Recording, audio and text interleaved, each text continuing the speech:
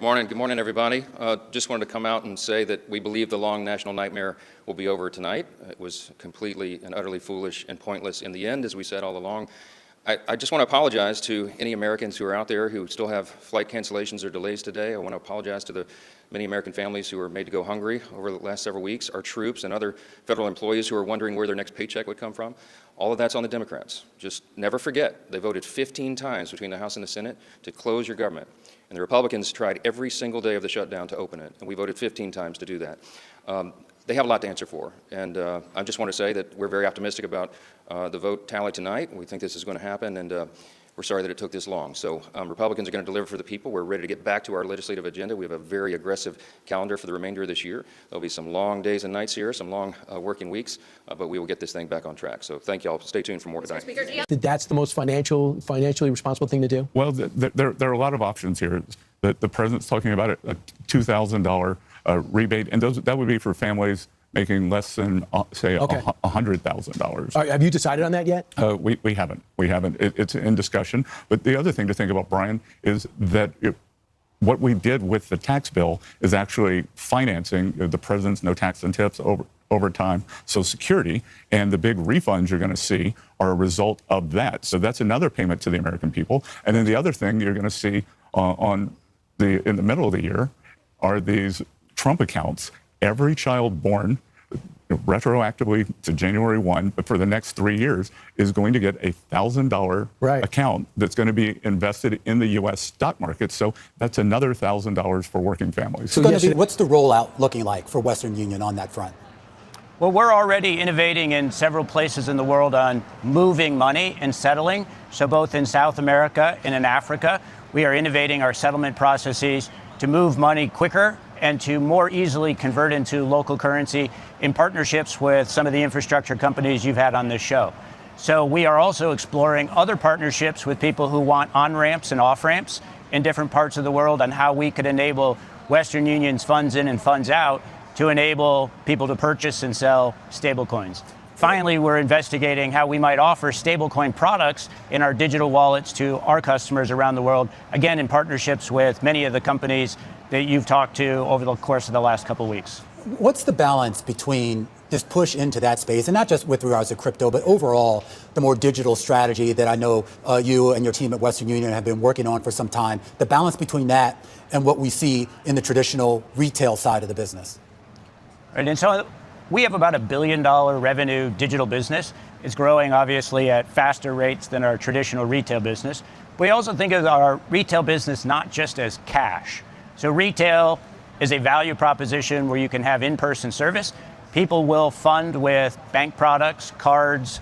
And this is probably the most unique part about Solana is this vision that you don't need separate blockchains or separate layers. You can put everything into one giant state machine and do it all together as fast as possible. And to give folks a perspective, I think in a single month, Solana does as many transactions as Ethereum does in its criminal lifetime. activities.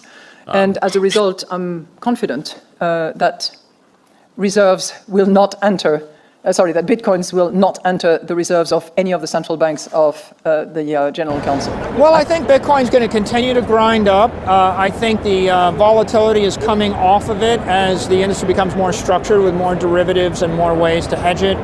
Our expectation right now is end of the year, it should be about $150,000. And that's the consensus of the equity analysts that cover our company and the Bitcoin industry right now. I don't know why it won't grind up to $1 million a coin over the next 4 to 8 years. I would think not less than 4, not more than 8. And of course, my long-term forecast is it goes up about 30% a year for the next 20 years, and we're headed toward $20 million Bitcoin.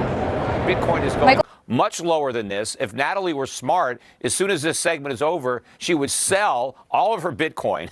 Because if she doesn't sell it now, she's going to sell it later at a much lower price. Right. Oh, I know, Peter. And you know what? Bitcoiners don't feel the need to constantly attack gold because we're not threatened by gold. And the reason that we have this failed fiat experiment that has impoverished our nation is because of the defects of gold. The fact that it's not easily portable, it's not easily verifiable, it doesn't offer instant final global settlement. And so you know what? But centralized authorities hijacked it. They papered over it, and we have a system of leverage and rehypothecation that hurts the working class. Bitcoin is immune to all of that. It is the savings account for billions of people that we really need and can most rely on, and it offers that final global settlement that we need. And so gold is the analog version of sound money, but Bitcoin is the digital version, and that's why it's going to be the faster horse in this race. Peter? Gold is the most useful metal on the periodic table. That's why it's money. Now, it has great characteristics that make it better money than other commodities, but absent its intrinsic value, it couldn't be money. And Bitcoin has no intrinsic value.